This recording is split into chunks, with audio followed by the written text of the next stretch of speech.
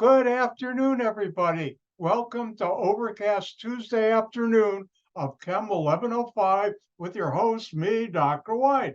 All right, we got a busy day today. Let me remind you, this Thursday I'll be giving test number 2. You should have gotten an email. There's an announcement.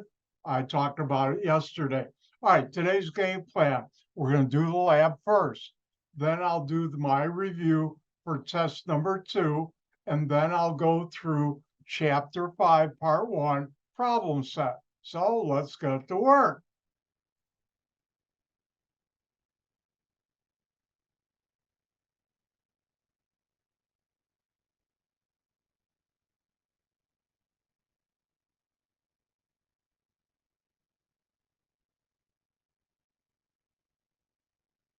All right, on your screen, you should see, if not, let me know, investigating chemical reactions.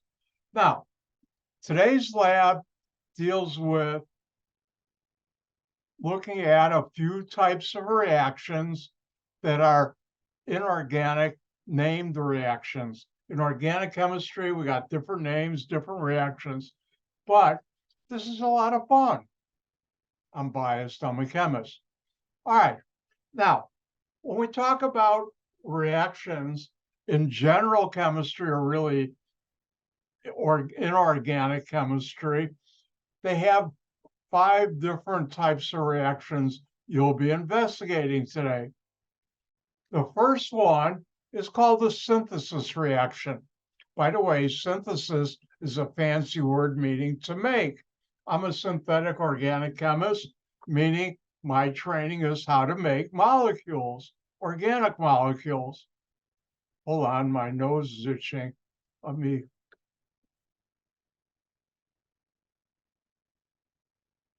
Got that taken care of.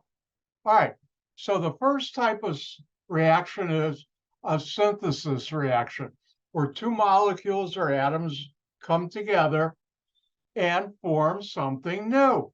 And here we see A plus B comes together to make AB.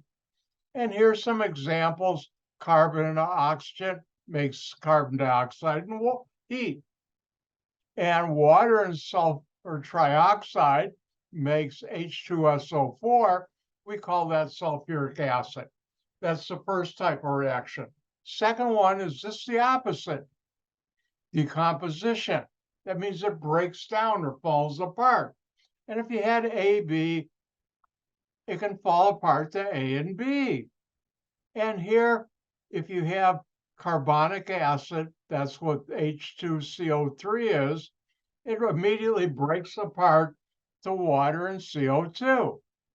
Now, if you have calcium carbonate, that can break apart to calcium oxide and CO2. All right, one thing I should mention, if you look at each of these reactions, they give you the letter S in a bracket means that's a solid. The letter G in a bracket means that's a gas. The letter L in a bracket means a liquid.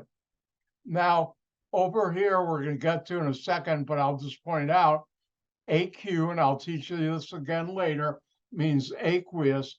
That means that chemical in water. AQ in a bracket means the chemical in front is dissolved in water. All right, so here we have a number 2 type of reaction you'll be investigating today is a decomposition reaction. Excuse me. Number 3 is a single displace or replacement reaction. And here we have A reacting with BC, and in BC, A replaces the B, and that's a single replacement. And here we have an example. You take zinc plus copper sulfate, you get zinc sulfate plus copper. So the Cu copper is replaced with the zinc. And that's a single displacement. Now you can have a double displacement where everybody swaps partners. And you have AB plus, hi Nubia, AB plus CD. Hi, Dr. White. Hi there. All right, AB plus CD and you swap partners. In AB, you swap the B for a D.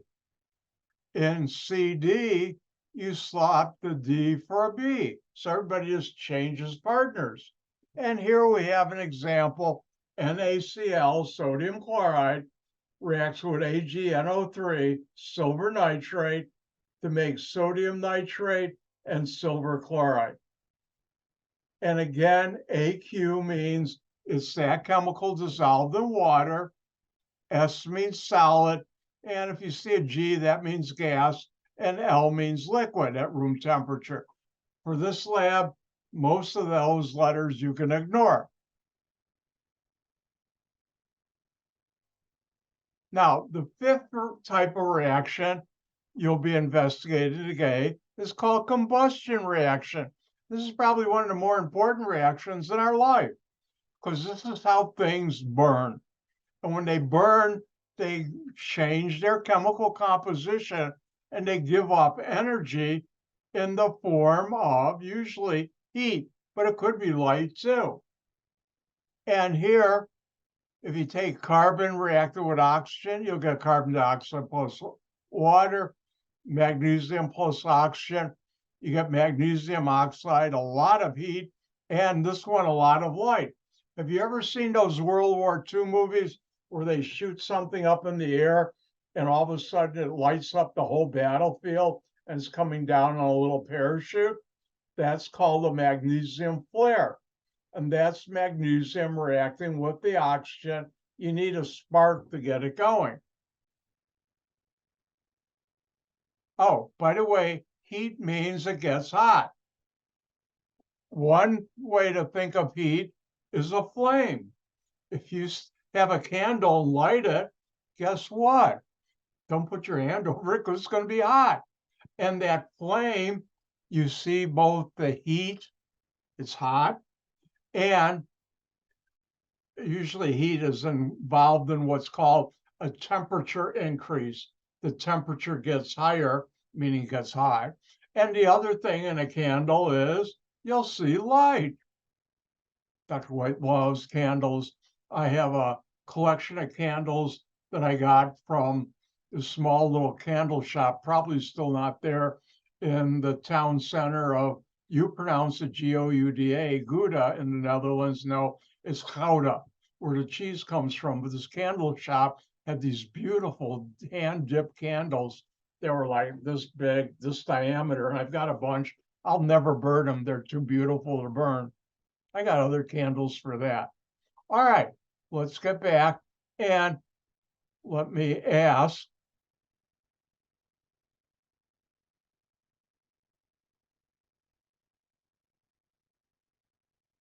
Never burned them? I won't. All right, Yulia, did I answer what heat means? And you can give me a thumbs up if it's yes or yes, that you're welcome. Remember, in my class, there's no such thing as a dumb question, ever. And not even in my class.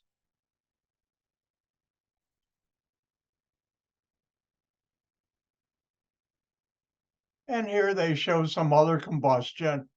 Here, CH4, that's called methane. It also has a common name, natural gas. And if you have a natural gas stove, you burn, and the oven, you burn this gas combustion with oxygen. It gives off a flame heat, and also you get carbon dioxide and water. All right. Now, interesting thing, you're going to be making in some of these hydrogen gas, H2, and carbon dioxide gas.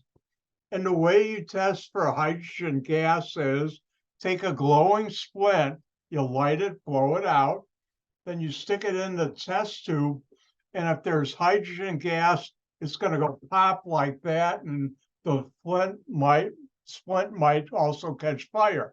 Oxygen will do similar.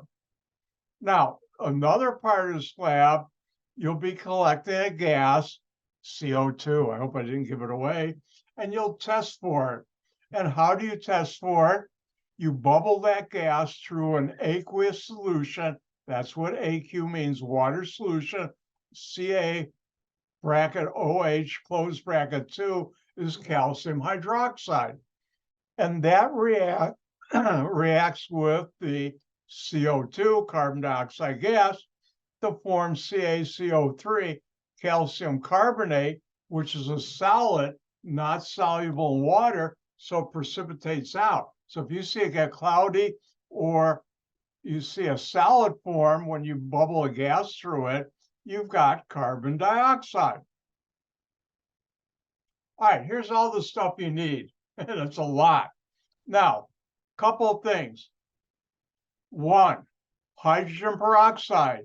Be careful with that. That's bleach. That will turn things white. You have a marble top or anything like that, don't do this experiment except in a metal tray or something like that, any parts. Also, where it says hydrochloric acid, 1M HCl, the 1M means molarity concentration. And this stuff, for this lab, you should wear your safety goggles, really. Also, you should wear gloves, your rubber gloves. And finally, I would wear a long sleeve top. Apron is going to protect your arms. I'd wear an old long sleeve top that will protect your skin. If you're careful, this will be all right. Now, here's the magnesium ribbon. Keep this away from fire because it burns at about 1,000 or more degrees Celsius or centigrade, which is about 2,000 degrees Fahrenheit, and it will start a fire. Keep it away from any flames. And here's the equipment, everything except the candle we've shown how to use. Again, wear your safety glasses, wear your gloves. Now, you're going to have to do some preparation. First of all, you're going to take one of your eyedroppers and cut it like this so you get a tube of plastic, which you put into the hole stopper. Now, when you're putting that in there, on the outside of the plastic tube, wipe a little water. In the stopper, put a little water. That will help lubricate and allow you to push that through. Now, they say a little soap, that would be good too. If you have some Dawn, that will lubricate it. And then you put the tubing on the top. I would put a little soap on there too to help get it on there. And you just twist it a little like that, and it'll pop right on. Now, the first activity, you're going to take vinegar and measure the temperature, then take some steel wool, and part of it you'll put on a paper towel and save for later. Another part, you'll place half of the steel wool in the cup containing the vinegar, press it down, follow directions, and let it keep in there for 2 minutes. What this does not really react, that it takes some of the protective coating off the steel wool. And then remove it, squeeze the excess vinegar, and keep the vinegar for activity 4. Don't dump it yet. Now you wrap the steel wool around the thermometer and record the temperature. And do that for 10 minutes, meaning record it at 5 minutes and 10 minutes, and enter your data.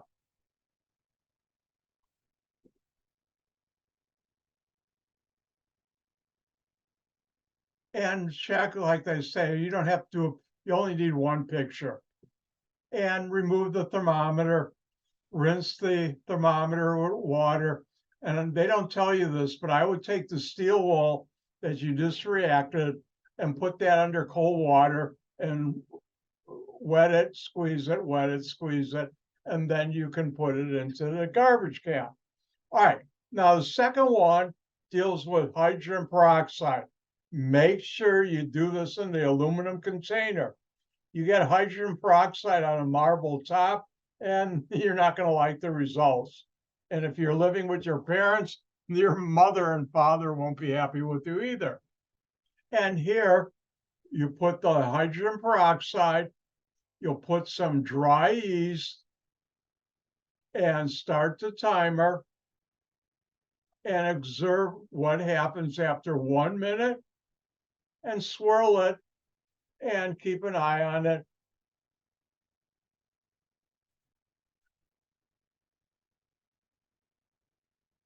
Now it says use the information or the test in the 6A and B, take a glowing splint, put it over a flame, blow it out, make sure you do this in the kitchen, nothing else flammable is near you, and stick it in that test tube. And do the same thing if it's flaming. And watch what happens. Does it go out or does it pop and start burning better?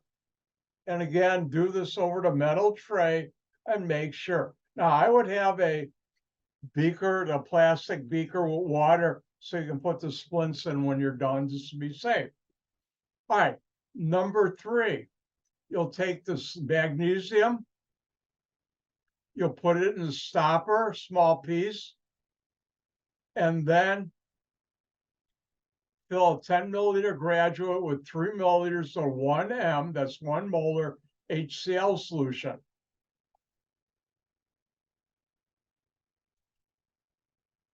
This stuff right here. Be careful with this. You get it on your skin, rinse it with water for about 5-6 minutes, and have your safety goggles on the whole lab, especially this. Now, what you'll do is add about 3 milliliters into one of the small glass test tubes, the one that that stopper will fit into, and then hold it at a 45-degree angle using a plastic pipette. Slowly add water from the graduated cylinder to the test tube containing the hydrochloric acid, HCl. Try to layer the water on top of the HCl by angling the test tube and let it go down the side. Continue until it fills up. What you're doing is diluting the HCl and allowing it, when you turn it over, to come to that magnesium. And you'll hold the glass tube over the beaker and then carefully insert the stopper and allow any water to overflow into the beaker. Then place your finger over the stopper hole and invert it so it's at a 45-degree like this, and observe what happens. And the glass will fill with a gas. And keep this gas, or the gases, so will keep in there. Carefully remove the stopper over the beaker. All that liquid's going to come out, but the tube is now full of gas. You collect it. And what you'll do is, just like in 6A and B, the previous 14, insert a glowing splint into the small cup. I will step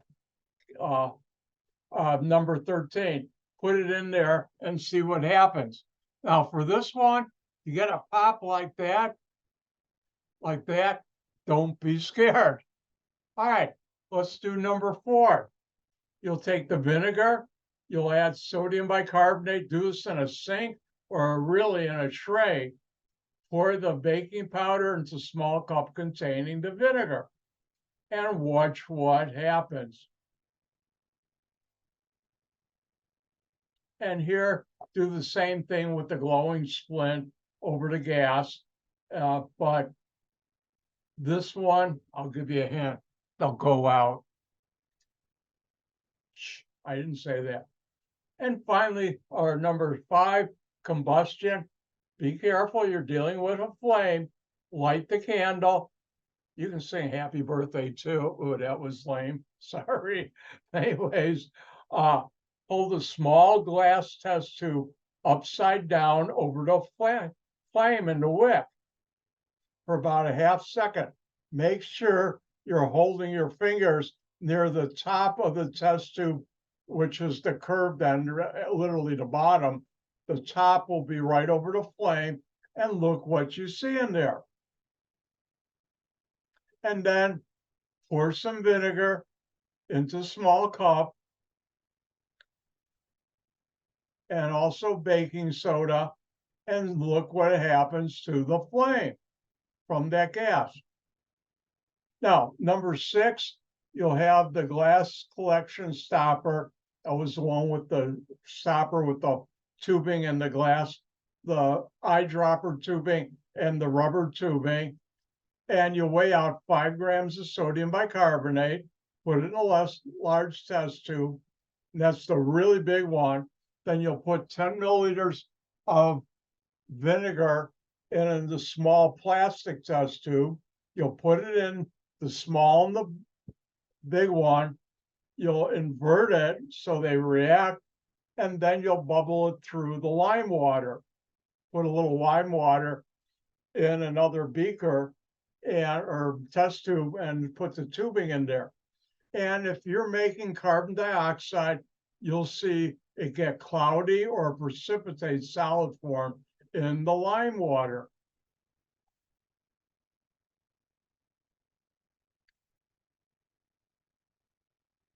Now, number 7, be real careful with.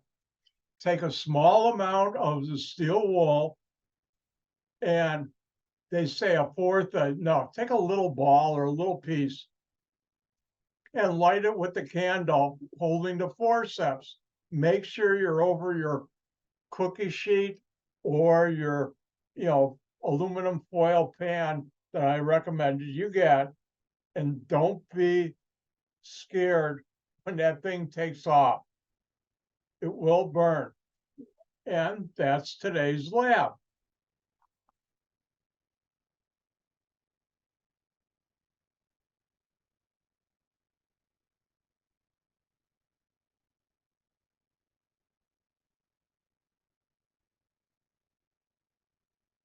Now, for the write-up, you'll fill out these tables and answer these questions. And what I will do, hold on, I have a question. And one of your colleagues asked an excellent question. Just take one good picture. Put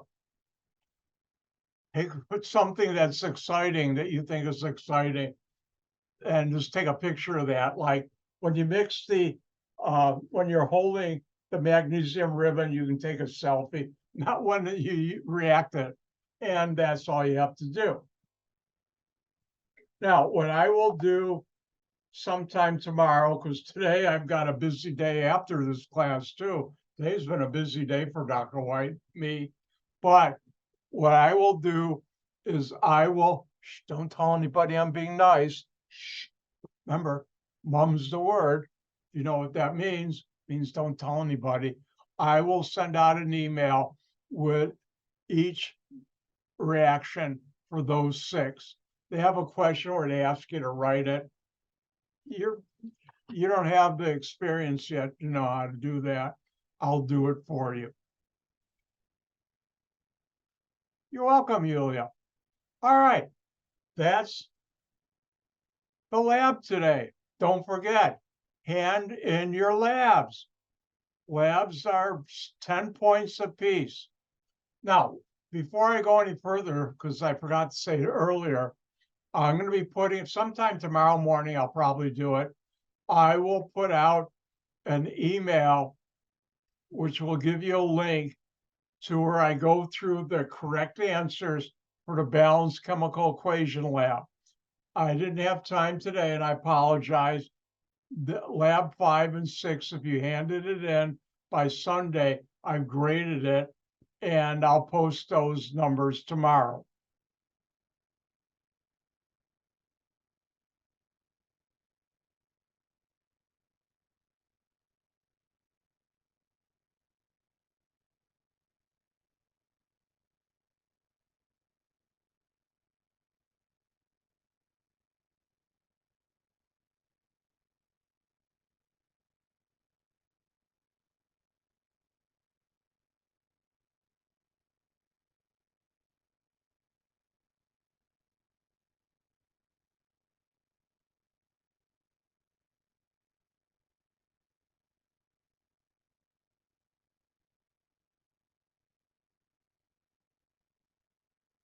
Sorry about the delay. I had to find it.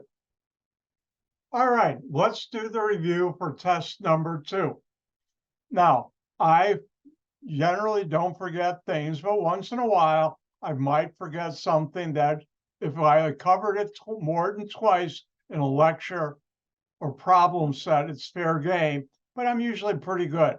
Now, what you're seeing on the screen is available to you in the lecture section folder of Blackboard, and it's cleverly called Chem 1105 test number 2 review.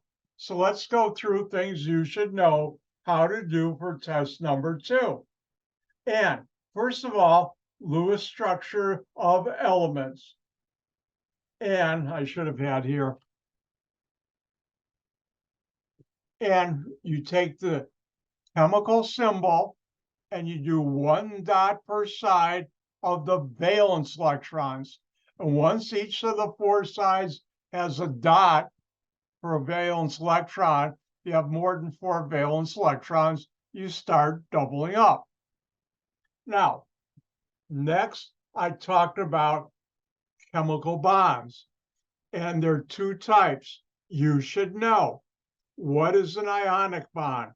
It results from the transfer of 1 or more electrons from one atom or group of atoms to another atom or group of atoms. Ionic bond. Now, covalent bond is the sharing. I don't know why I always do this, holding hands while you're holding together. It results from the sharing. This is important. 1 or more pairs of electrons between 2 atoms. Now, remember, pair means 2. Pair means 2. Now, I'll never ask you the octet rule, but atoms gain, lose, or share electrons, so they have the same number of valence electrons as the nearest noble gas, 8. The exception is hydrogen. Its octet is 2.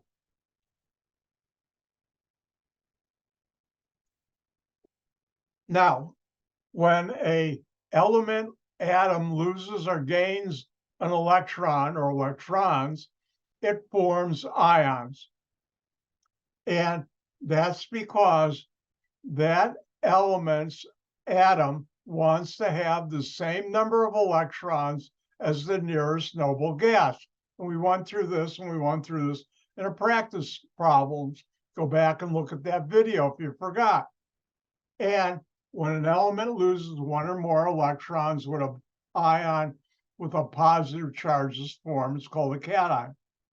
When an element gains 1 or more electrons, an ion with a negative charge is formed, and that's called an anion. And elements lose or gain to have the same number of electrons. Oh, I spelled it wrong. Electronies. Electron, you didn't see that. Don't look. Electronies. I just came up with a new subatomic particle. I wonder if I'll get the Nobel Prize for stupidity. No, they don't give one out, luckily. Isn't it nice you can have fun with the chemistry, even when you do something stupid? But anyways, I got to write that down, electronies. All right. So, like I said, elements lose or gain electrons. They have the same number, I'll say it right, electrons as the nearest noble gas. And we went through that. You never lose protons. Now, something you should remember, all molecules have a net zero charge. All molecules have a net zero charge. So if I ask you, and we did this for chapter 4, problem set, write the ionic formula, otherwise known as the empirical formula, from the following charges. An example, I give you calcium +2, chloride -1. Well, this is a +2, this is a -1. That doesn't add up to 0. You cannot change the charge, but you can change how many. And to get this to add up to 0, we need 2 chloride anions, Cl minus. And how do you write the formula? This has 1 calcium and 2 chlorine.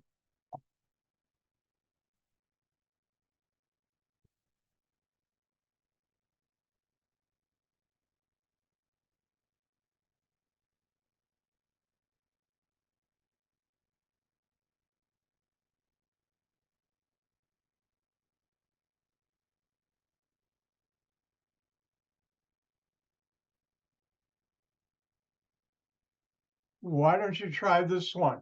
Write the empirical formula for a molecule of magnesium plus 2 and the polyatomic ion nitrate NO3 minus. Your turn.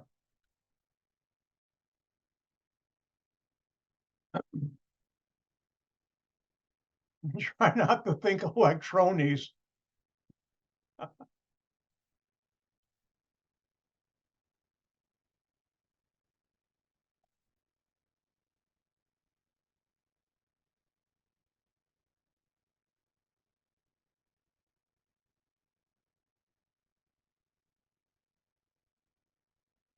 All right. So we want all molecules to have a net zero charge. This is a plus 2. This is a minus 1. It has to equal 0. It doesn't. So how do I change that? By having 2 of the nitrate anions. How do I show that? This means 1 magnesium, but when you have a polyatomic ion, there are 2 of them, bracket, NO3, close bracket 2. And that's how you show when you have more than 1 polyatomic ion.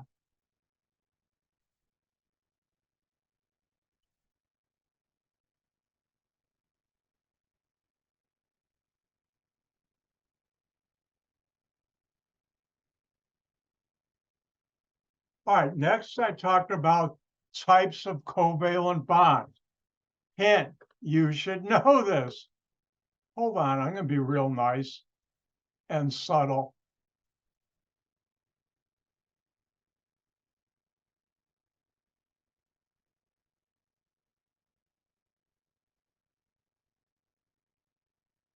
Isn't it nice when I can be subtle? Hint, know this. You should know there are 3 types of covalent bonds: single bond, double bond, triple bond. The single bond involves sharing 1 pair of electrons between 2 atoms. A double bond involves sharing 2 pairs of electrons. Remember, a pair means 2, so that's 4 total electrons, but 2 pairs of electrons. And a triple bond, 3 pairs of electrons. So you should know what are the 3 types of covalent bonds: single bond, double bond, triple bond. You should know single bond involves sharing 1 pair of electrons. Double bond involves sharing 2 pair of electrons. Triple bond, 3 pair of electrons. Next, I taught you how to draw Lewis structures of molecules. Again, we're dealing with valence electrons.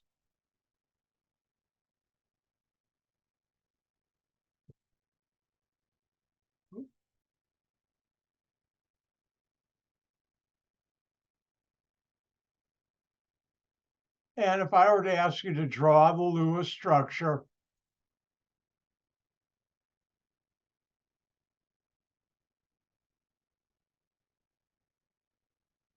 say 3 points each, and A is carbon dioxide. And I've got to open something up, so I better do it.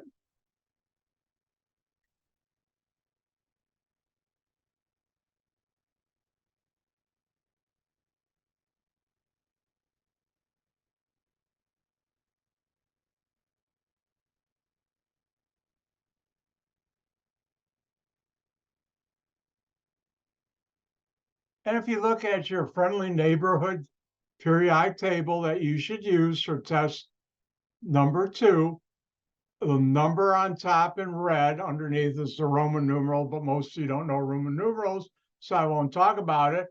That tells you how many valence electrons. And anytime you see Lewis structure for an element or for a molecule, you need to get the valence electrons, not the electrons total, which is the atomic number. So carbon has 4 valence electrons, oxygen 6.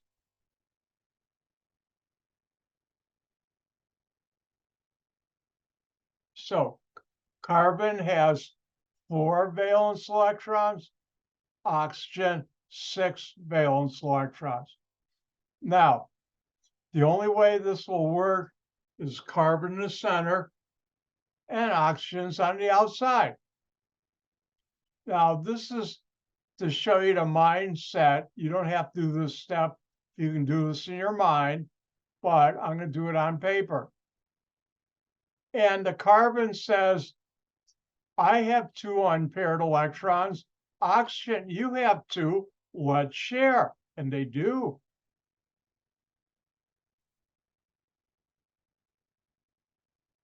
And the non-bonding electrons are still there.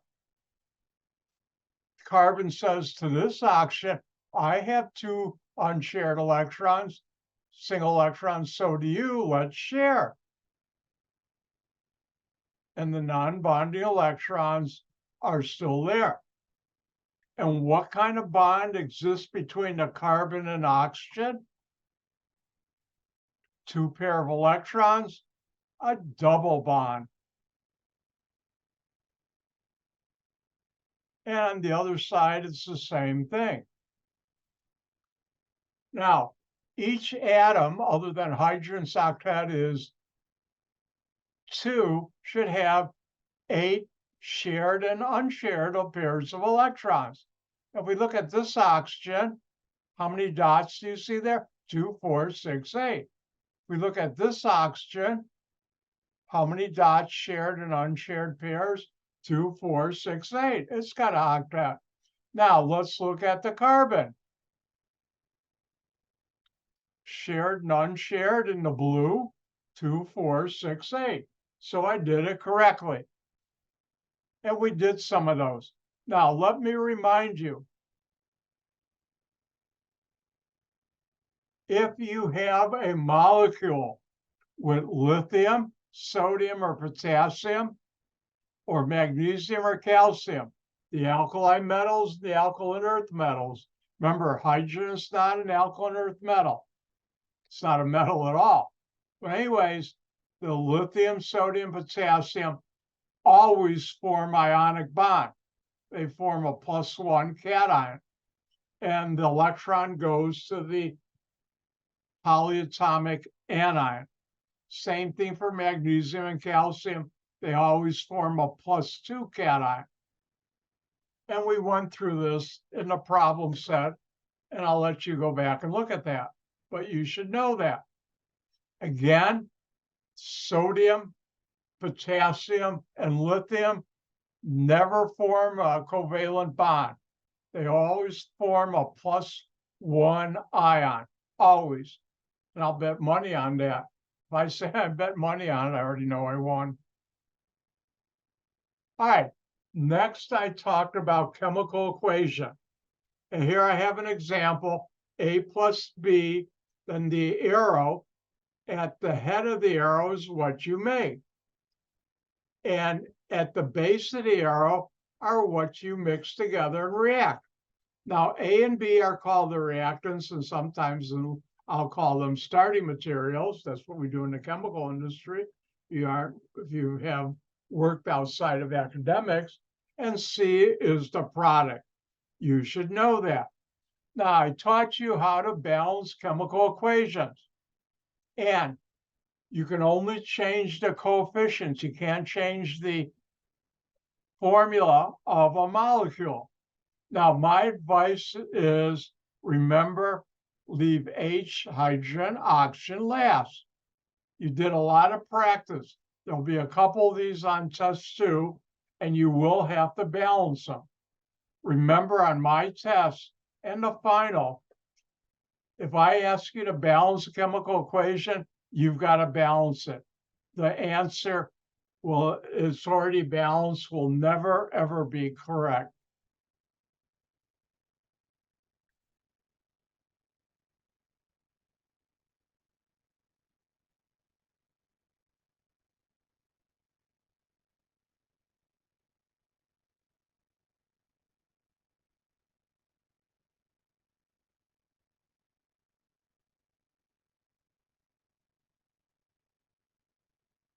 And here's one for you to try. Balance the following chemical equation. And by the way, leave hydrogen and oxygen last. That's my advice to you.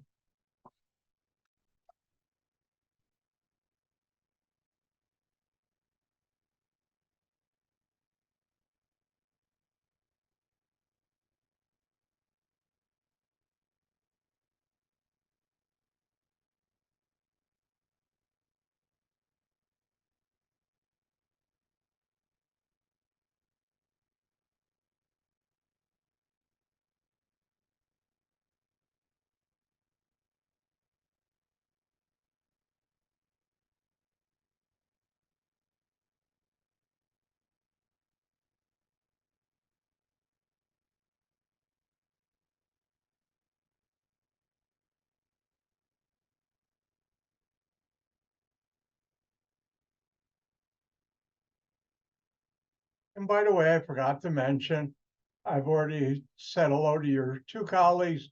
Judith, thank you for coming to class today.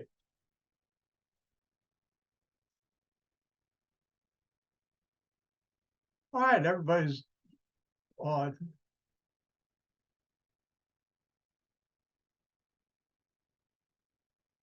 Let's run this poll again. If you're done, let me know.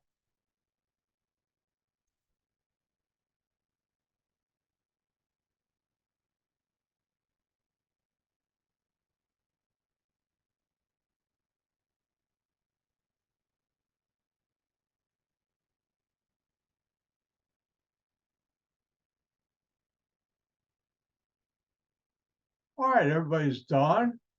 Isn't it nice I'm patient, give everybody time to finish? Yes, thank you. You're welcome. All right. Well, there are 3 carbons here, but 1 here. How do I get 3? Change the coefficient. 3 carbons, 3 carbons. Well, I only have hydrogen and oxygen last. This has 8 hydrogens. This only has 2. How do I get it to 8? Put a 4 there. 4 times 2, 8 hydrogen. This side has 2 oxygen.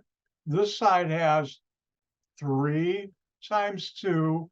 That's 6 oxygen plus 4 times 1, 4 oxygen. And that adds up to 10 oxygen. Well, how do I get 10 on this side? 2 goes into 10 5 times. And now 2 times 5 is 10 oxygen. So let's check. 3 carbon, 3 carbon, 8 hydrogen, 8 hydrogen. Ooh, looking good. 5 times 2, 10 oxygen. 3 times 2 is 6 oxygen plus 4 times 1, 4, 10 oxygen. We're balanced. And that's how you balance chemical equation. Remember, if you can divide all the coefficients by the same number and get whole numbers, you better, I'll mark it wrong. I could have written this.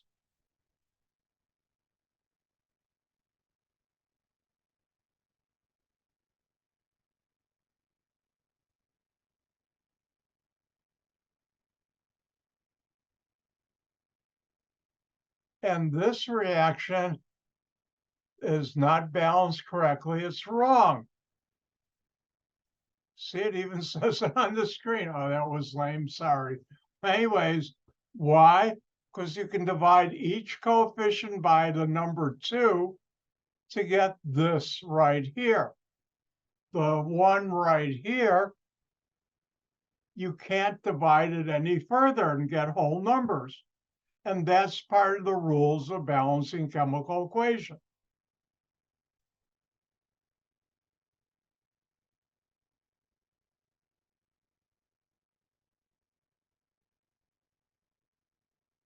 You have the, who's saying this? Judith, is the handwritten one in Blackboard what you're saying? Yeah, it's the one under, I'm under the lectures, but when I click What I will do, test I 2. forgot to replace that. That Oh, was okay. when students could read cursive. And then I thought I replaced it, but I will replace it right after class. Your handwriting is very pretty, Oh, but there's some things that I can't understand. it's not that pretty. Actually, a couple of years ago in a Chem 1212 class, I had a student and her handwriting was like the calligraphy you see on wedding invitations. It was that beautiful, amazing. And someone asked her, why don't you get a job doing that? Says they've got software that does that now.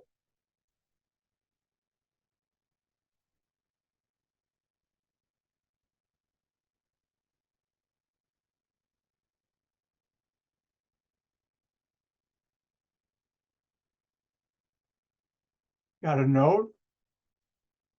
I won't forget it. All right.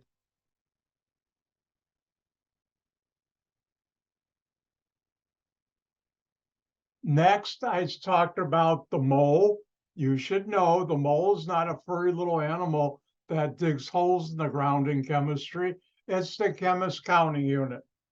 And 1 mole of an element equals Avogadro's number. You should know Avogadro's number is 6.02 times 10 to the 23rd. For a mole of element, it's atoms of that element. 1 mole of a compound equals Avogadro's number of molecules for that compound. Mole of an element in weight equals the atomic weight of that element in grams, and the mole of a compound equals the molecular weight of that compound in grams, and the molecular weight of that compound is the sum of all atomic weights in that compound. Now, at this point, you go, oh no, do I have to remember all that? Good news. First of all, I got to open it before I can tell you the good news.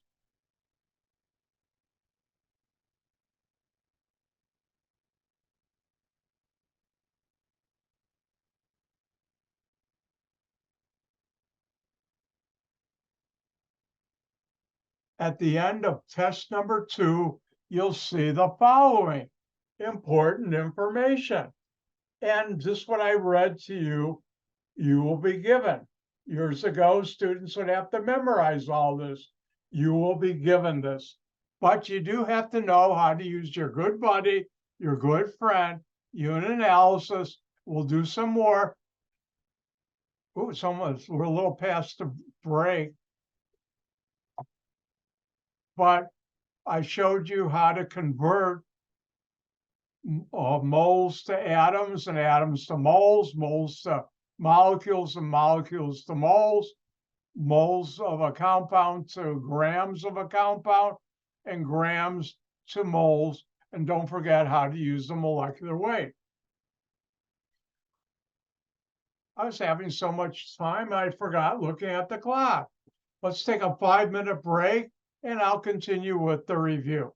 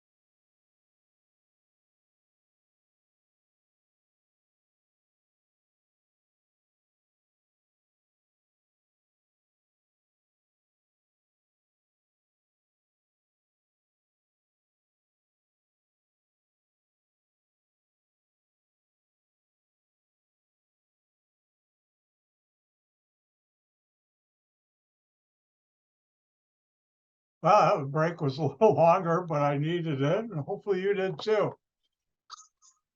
Time to get going. Now, one thing I'll ask each of the three of you here today and the rest of the students, if by 8 p.m. today, Tuesday, I do not have test number 2 review, the typed one, not the cursive one, in Blackboard, send me a real nasty email and say, you promise. I'll get it there. I don't want any nasty emails. All right. Now, what I don't have here that I probably should add to it, but I won't, but I've mentioned it enough times.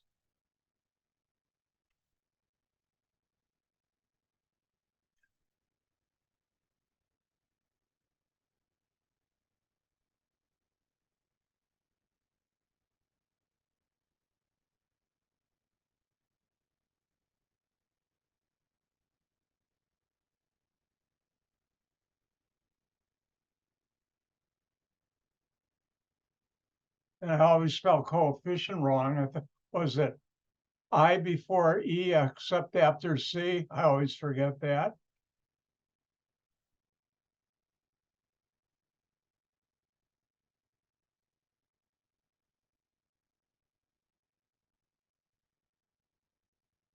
I don't know if that's either way.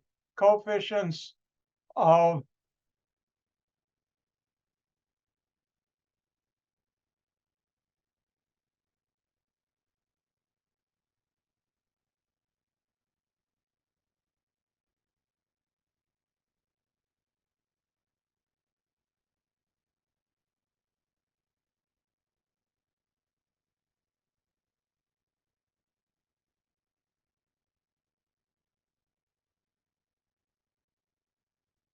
and I mentioned this when we went over and we go over the problem later on today. I'll mention it again. The coefficients of a balanced chemical equation are molar relationships.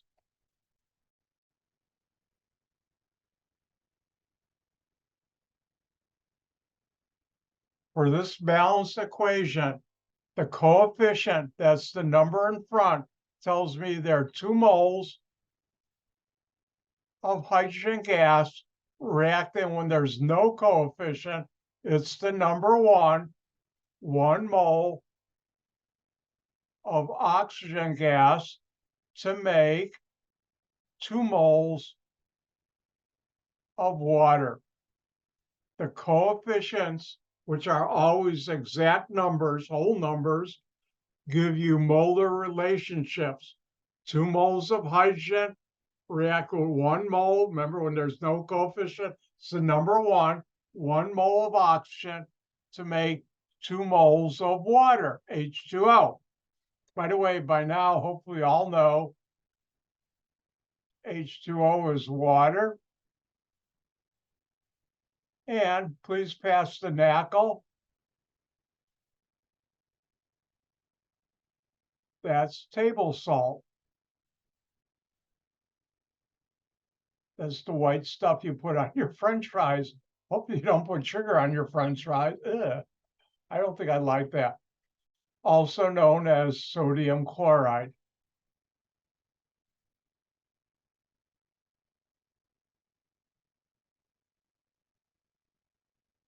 And you should know these 2 structures. I said it enough times in class. All right, now, when you're trying with a balanced chemical equation to go to grams of one chemical to grams of another, you need the 3-step mass conversion. And I went through 4 of these. I'll do one more when we go through chapter 5, part 1, problem sets. And here, the first step, whatever you're given in weight, you convert to moles. We've done that.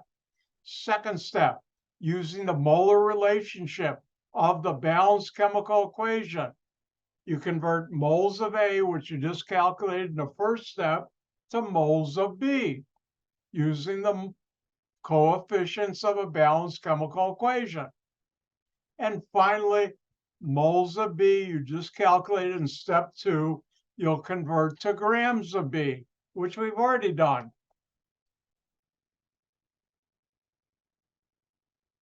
And that's test number 2 review.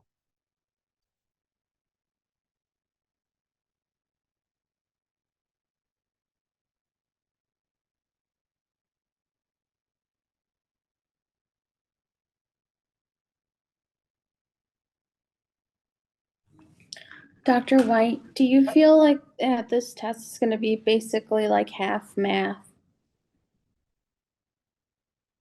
All right, first of all, relax. Yes, there's going to be a lot of math on there. If you look at all the problems, especially chapter 5, part 1, yeah, this is probably going to be the hardest test of the semester. Usually has the lowest level, but relax.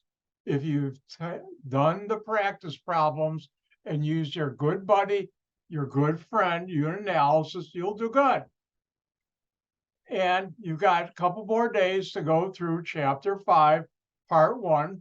And there are actually 2 different parts for that. Let me open both of them. I was just about to open both of them.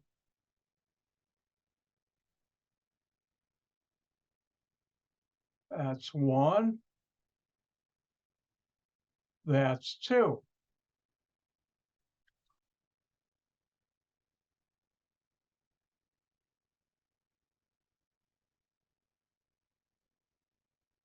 All right, yes, there's going to be a lot of math on there. And Judith, yeah, it's going to be challenging. But if you've done the practice problems, especially chapter 5, part 1, and there's a part 1 and part 2 to the part 1, you'll be all right. And also the balanced chemical equations. All right, let's go through the practice problems. Now, let me make this a little larger. Now, if you notice, this is called Practice Problems Chapter 5, Part 1, Mole Problems Part 1. I separated them so. All right, how many molecules are 6.22 moles of HCl?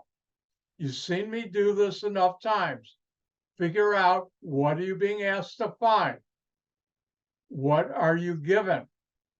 You start with what you're given. You have a ratio, and you put down the units of what you're trying to get to.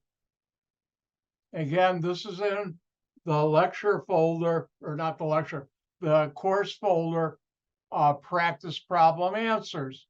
So this is all available for you to download.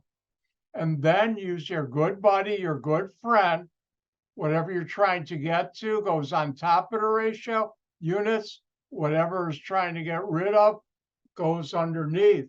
And where do you get a relationship between moles of a compound and molecules?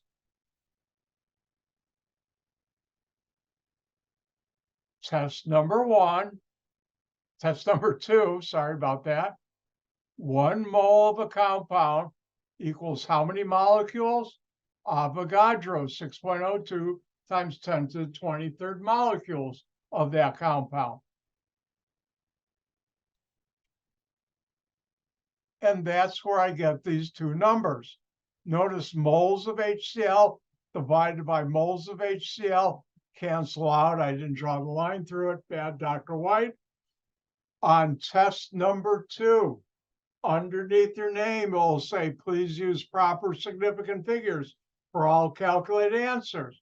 3, 3, 1 is the exact number, 3 significant figures. And the next couple ones are all the same type of calculation, which I've done. Next thing, number 6. What's the molecular weight of NaHCO3, sodium bicarbonate, which is found in baking powder and soda, baking soda? What's the molecular weight? Well, in case you forgot, the molecular weight is the sum of all atomic weights in that compound.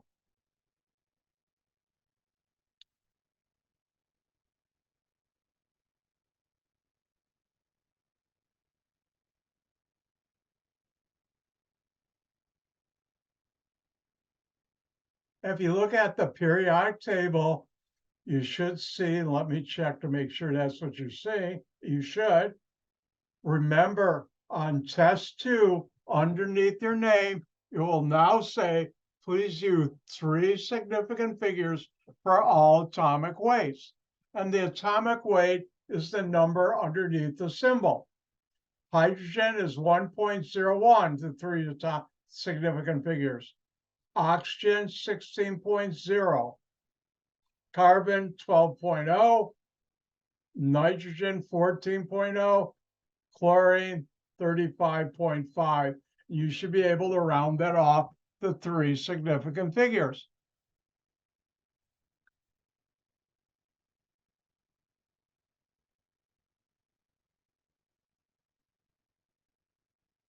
Therefore, number 6, you have 1 sodium, 1 hydrogen, 1 carbon, and 3 oxygen. You multiply those numbers times each of the atomic weights, you add it up. Now, remember, you get the same number of significant figures to the right of the decimal. All numbers, including 0, are significant to the right of the decimal in your answer as the number you're adding that has the fewest significant figures in your answer. So this one, 23.01, 1.012 significant figures, 12.01 significant figure, 48.01 significant figure. You get 84.01. Keep the 0 because you should only have 1 significant figure. The 1 is 4 or less. I drop it. The correct answer is 84.0. If I go back to the last page, here's another example how to do it. Now, why didn't I do more examples? Because of number 7. How many moles are 45.33 grams of sodium chloride? Again, what are we being asked to find? Moles of sodium chloride. What are we given? 45.33 grams of sodium chloride. This is the only number I have to start with. If I multiply it by a ratio, and at this point, you don't know what's on top or bottom, what units do I want my answer to be in? Well, you figured that out. Moles of sodium chloride. And time to use your good buddy, your good friend, unit analysis. And by the way, it's my good buddy and my good friend too. Whatever you're trying to get to goes on top of the ratio. Whatever you're trying to get rid of goes underneath. And where do you get a relationship between moles of a compound? That's what sodium chloride is. And grams of a compound. Well, I wrote it here, but 1 mole of a compound equals the molecular weight of that compound. And the molecular weight of that compound is the sum of all atomic weights. So 1 mole of a compound equals the molecular weight. Ooh, we've got to find the molecular weight of sodium chloride. And over here, MW is my way of abbreviating molecular weight. 1 sodium, 1 chloride. You add 2 molecular weight, atomic weights up together, and you get 58.5. So every 1 mole, 58.5. This is 4 significant, 3, the 1 is the exact number. And my answer, I've rounded off from what my calculator gave me to 3 significant figures.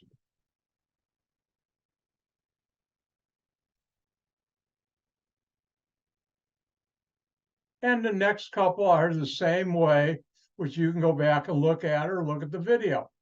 Now, this is part 1 of chapter 5, part 1 problems. Don't forget, there's a chapter 5, part 1, mole practice problems, part 2. Now, just for a little quick practice, I give you number 1, which I'll never ask this question on test, but it's a step you need to know. If you react 5 moles of C2H6O, also known as ethanol, with oxygen, how many moles of water are produced? What are you being asked to find? Moles of water. What are you given? Moles of C3H6O. So this is the only number we have to start with. I'm trying to get to moles of water. And if I had a ratio, whatever, using your good buddy, your good friend, unit analysis, whatever we're trying to get to goes on top of this ratio. Whatever we're trying to get rid of goes underneath. And where do I find the relationship of moles of C2? And that should be H6. It looks like a 2, and it is, should be H6O, and water in the balanced chemical equation. Remember the coefficients, when there's no number, it's the number 1. 1 mole of C2H6O reacts with 3 moles of oxygen, O2, to make 2 moles of CO2 and 3 moles of water.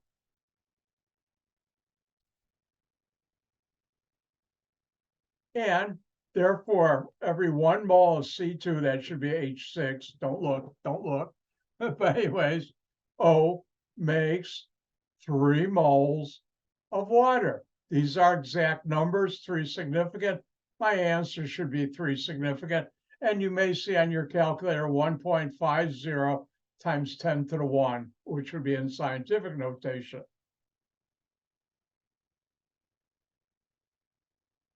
All right, let's look at number 4.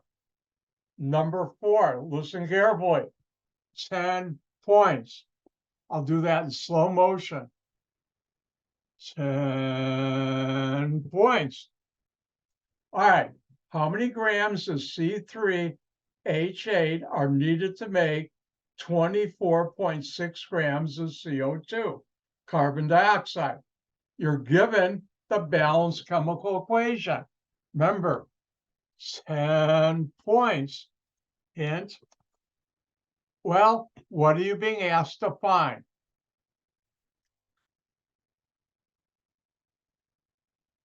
Grams of C3H8, propane. What are you given? Grams of CO2. There's no way you can convert from grams of CO2 to grams of C3H8. You can't. So what do? You need the 3-step, and I see.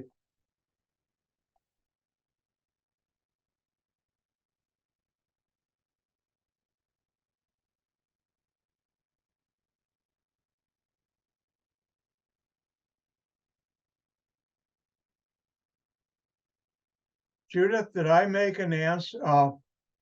So your answer has to be 3 significant numbers, or can't be numbers. Which one are you talking about? I'm confused. Oh no, Dr. White's confused. Quick, call the newspapers. So like with what you're doing right now on the test, it has to be 3 significant numbers, right? Well, it answer. matters what numbers you are, but since you're starting with 24.6, that's a good indication it probably will. But you have to look at all the numbers you're dealing with. Let me explain and you'll see, okay? If not, ask me a question again. And I'll try and help you understand if I wasn't clear enough. Now, if you look at important information, test number 2, I almost said 3, but 2, you'll see the mass calculation. That means gram calculations for reactions. If you're given a weight and a balanced chemical equation, you're going to need to do the 3 steps. I'll say that again. If you're given weight and you're trying to calculate a weight and you're given a balanced chemical equation, you will need to do these 3 steps. First step, mass of A, you convert to moles of A. So, mass of A, in this case, you're given CO2 grams, you convert to moles of CO2. Here's my grams of CO2. I want to get the moles of CO2. I use my good buddy, my good friend, unit analysis. Here, this goes on top of the ratio, moles of CO2. This goes underneath. And where do I get that relationship? Moles of a compound to grams of a compound. Important information, test number 2. 1 mole of a compound equals the molecular weight of that compound in grams, and the molecular weight of that compound is the sum of all atomic weights in grams. So 1 mole of a compound equals the molecular weight. This number here, I have to calculate the molecular weight of CO2 in grams, 1 carbon, 2 oxygens. I skipped the step here. I apologize. I should have had after 2-0, 2 times 16.0, and that becomes 32.0. Add that to 12.0, and you get 44.0, which is the molecular weight of carbon dioxide. Put that in, grams of CO2, grams of CO2, you get moles of CO2. Now we go to step number 2.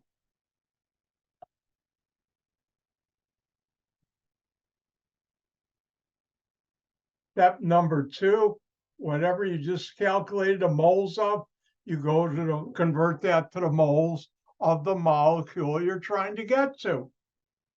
Again, whatever you converted in step 1 to moles, you convert to moles of the molecule you're trying to get to.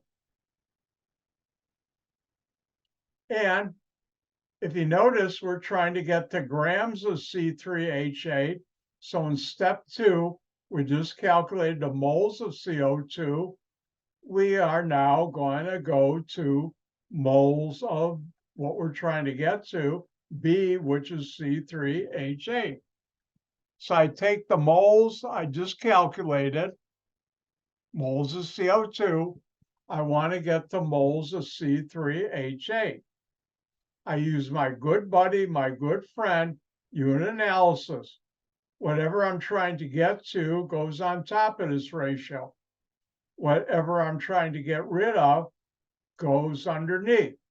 Now, where do I find a relationship between moles of C3H8 and moles of CO2? From the balanced chemical equation. The coefficients tell me molar relationships. And when there's no number, like in the front of C3H8, it's the number 1.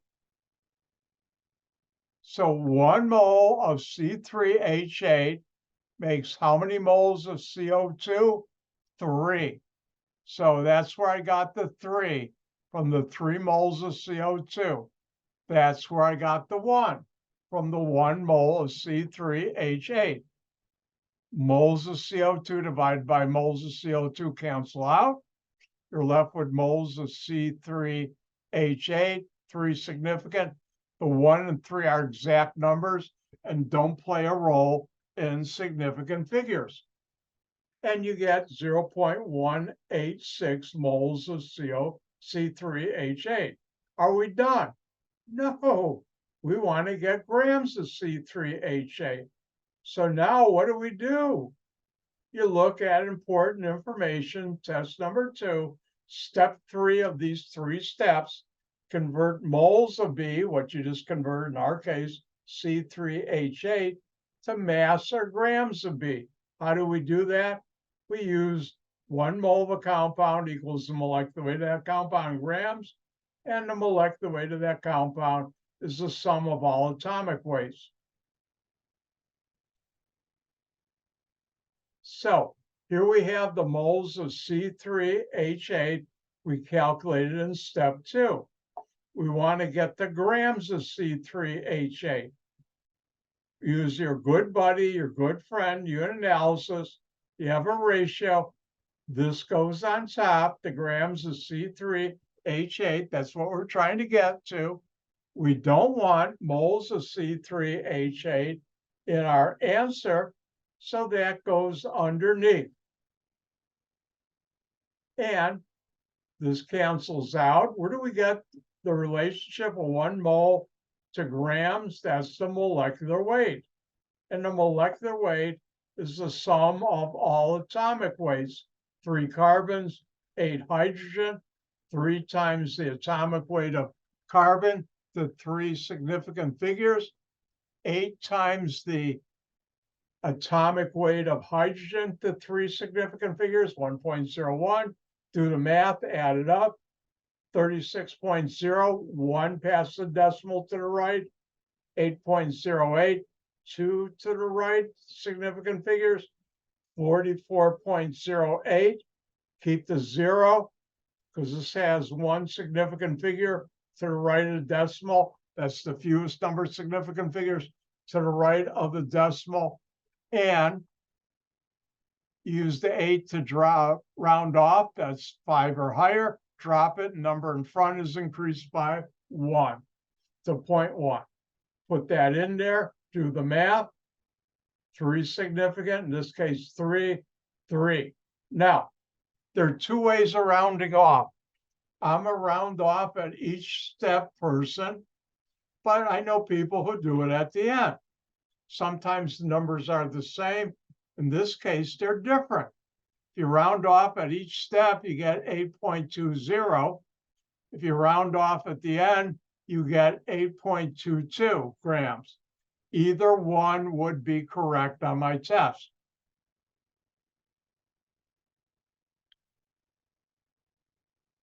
And you can go back and look at the other 2 problems I have here, which follow the same routine. Wow, we've had a busy day today. I need a water break. Hang in there.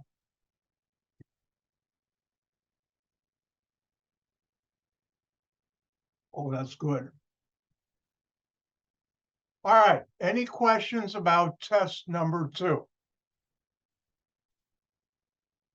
Remember, tomorrow night from 7 to 8 on Zoom, my office hour Zoom login, I will have my office hour. If you need help, come by.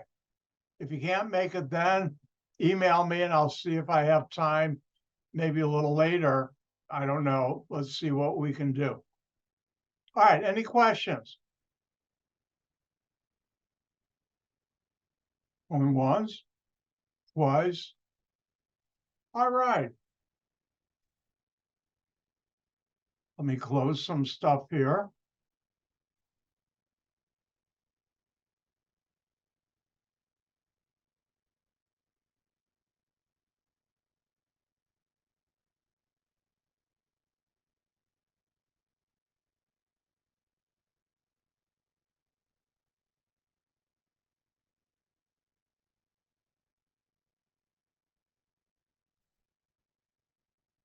You know something? I've changed my mind. What I'm going to do, let's go back.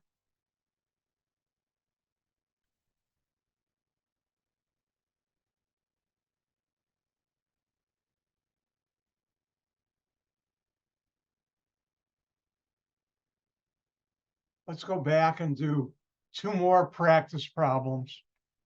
I think you could use the help.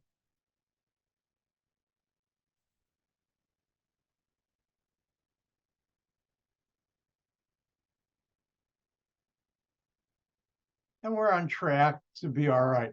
All right. Let's look at number 12. And it reads, how many moles of NaOH, that's sodium hydroxide, are 44.5 grams of sodium hydroxide? Now, we're trying to find what? Moles of sodium hydroxide.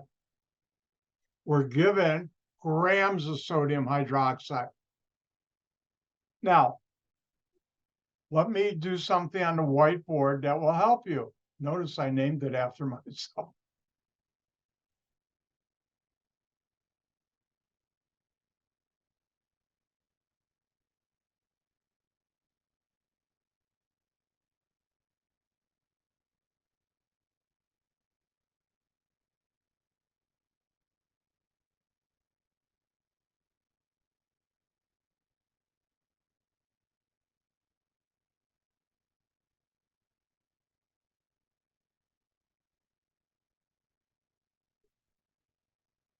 I think this will help you. One-step problems for this test.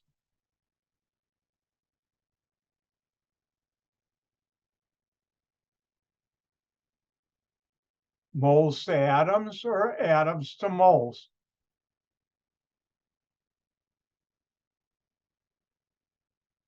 Also, moles to molecules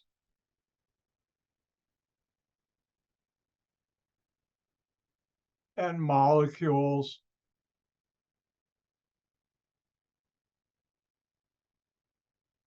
to moles. And atoms to grams, grams to atom. Actually, this should be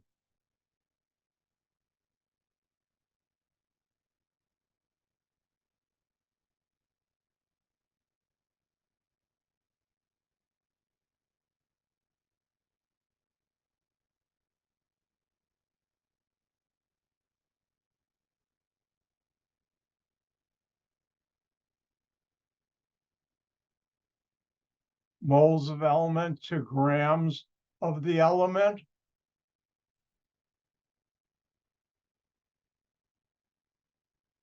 And grams of the element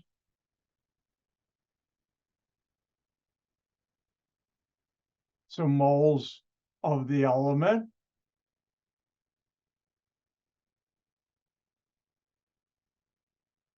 These are all one step. And finally, mole compound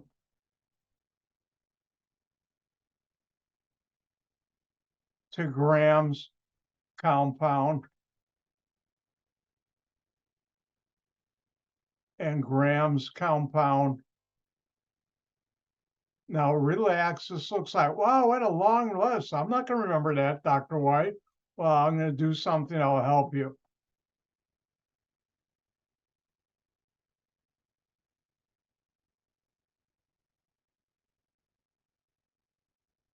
On these two, you also have to calculate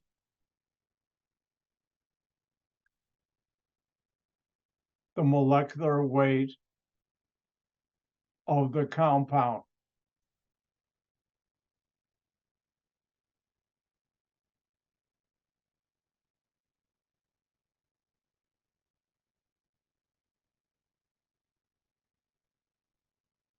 Now, here's where I'm going to make it easy and why I decided to write this.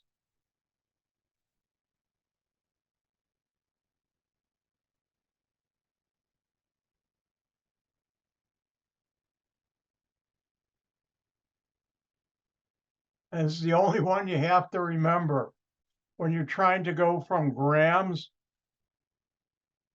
of one compound, and let's call that compound A, to grams something different,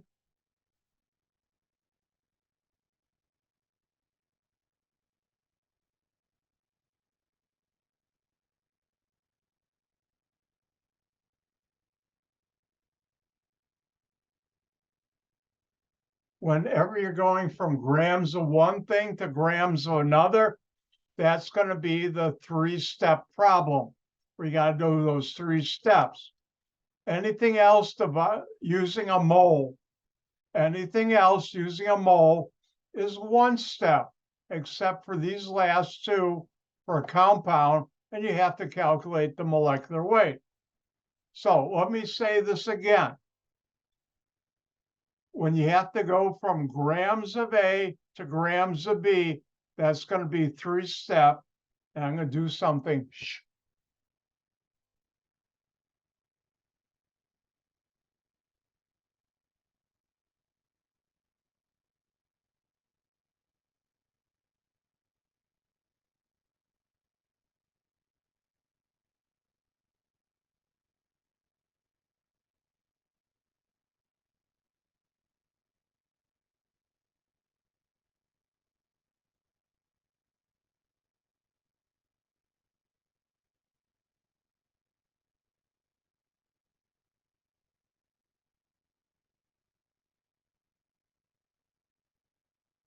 Hint, this three-step problem will always include a balanced chemical equation.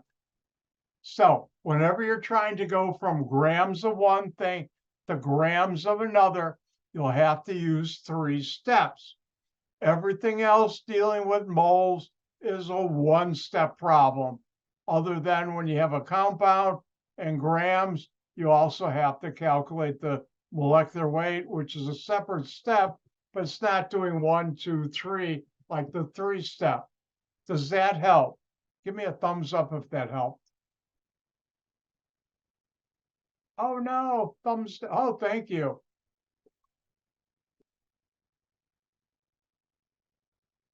Thank you, both of you. All right, any questions about test 2? I think I covered everything. Do the practice problems for the balanced chemical equation. You also had a lab where you practiced it.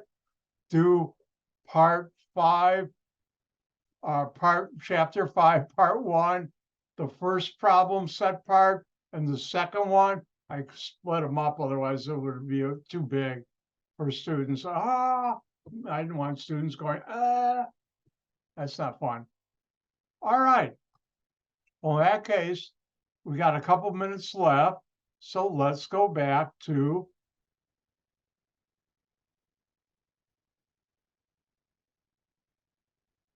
chapter 6, which will be on test 3.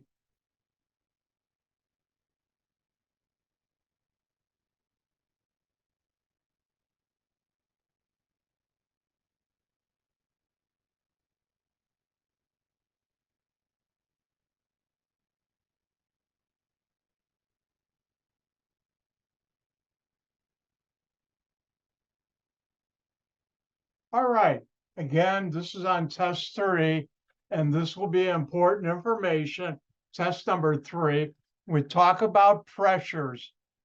760 millimeters of mercury equals 760 torr, and 760 millimeters of mercury, which equals 760 torr. I should put it here.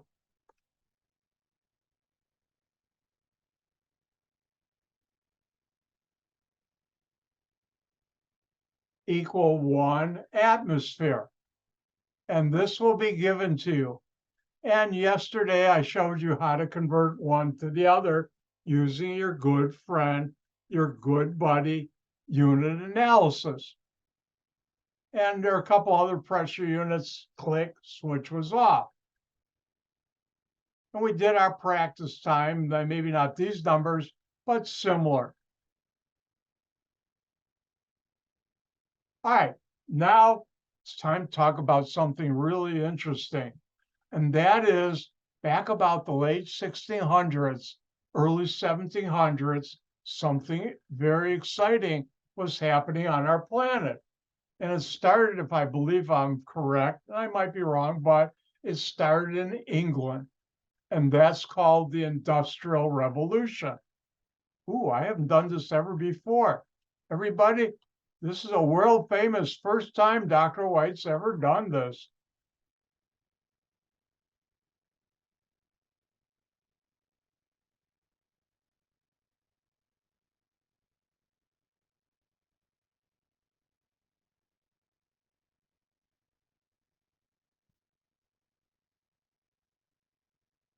And I was right. I was off by a little while, 1760 to 1840. And it happened starting in Great Britain, England, and went to continental Europe and the United States. And this was a great period in mankind's history, or not to be sexist, womankind's history, where we started using energy from water power, steam power, and later on from gasoline engine power to run machine tools to make things. And here they show a picture of a loom to make different cloth in England and North America and Europe that was used, and a whole lot of other things. Now, originally, water power, like a water wheel, not the dam like you see here.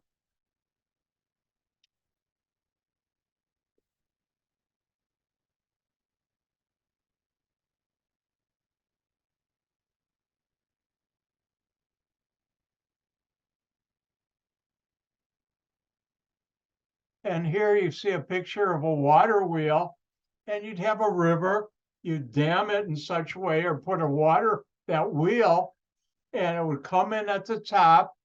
There'd be these paddles that the water would push this wheel around, and this wheel would be hooked to other wheels, which are hooked to belts that rotated, moved machinery. Well, that was later replaced.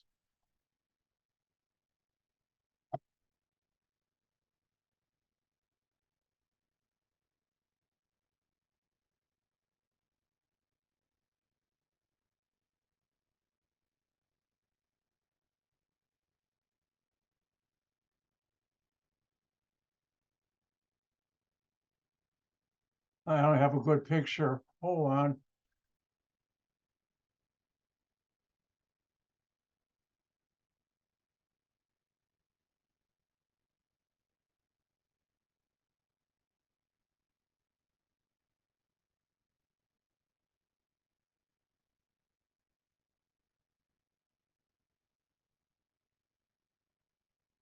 I got some steam engine.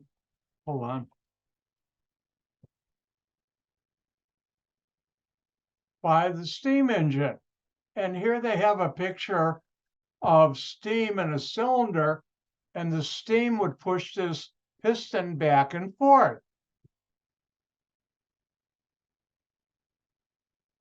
Well, the question is, what's steam? Well, guess what? Steam is this water in the gas phase. So you're talking about a gas. And to harness this and understand how to make a steam engine and later on a gasoline engine, which in the cylinders, pistons of a gasoline engine, guess what? It's a gas. And to understand what's going on in that cylinder with the gas could be very important and in real life, very lucrative. You could make a lot of money.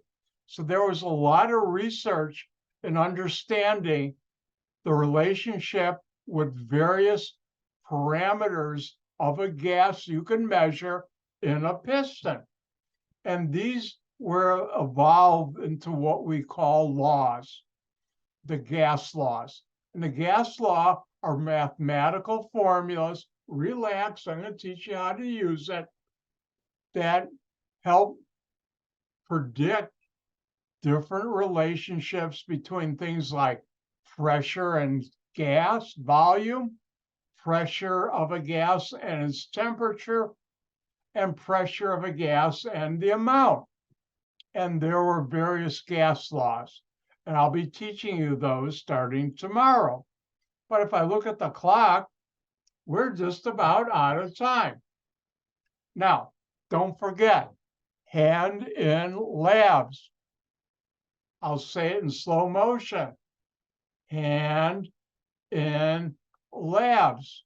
If you're a day or two late, don't tell anybody. That's okay, but hand it in.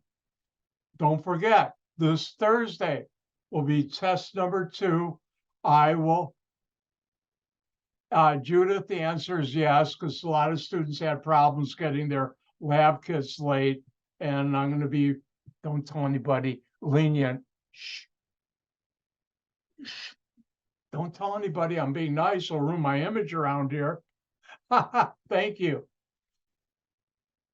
Any thumbs up too? But anyways,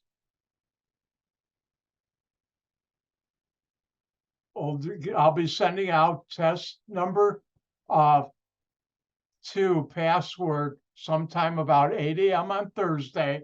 You'll have until 4 p.m. Friday to finish it and upload it as a single PDF file. I will be checking my email if you have any questions on Thursday. Also on Thursday, we'll have our regular Zoom meeting and lab, even though I've handed out a test, we'll still have that. And with that, I'm done for today. Don't forget, I have office hour tomorrow, Wednesday night. We'll have a class tomorrow. If you have questions about test two material, I'll answer those tomorrow. And with that, I'll say, gang gesund. Bye now.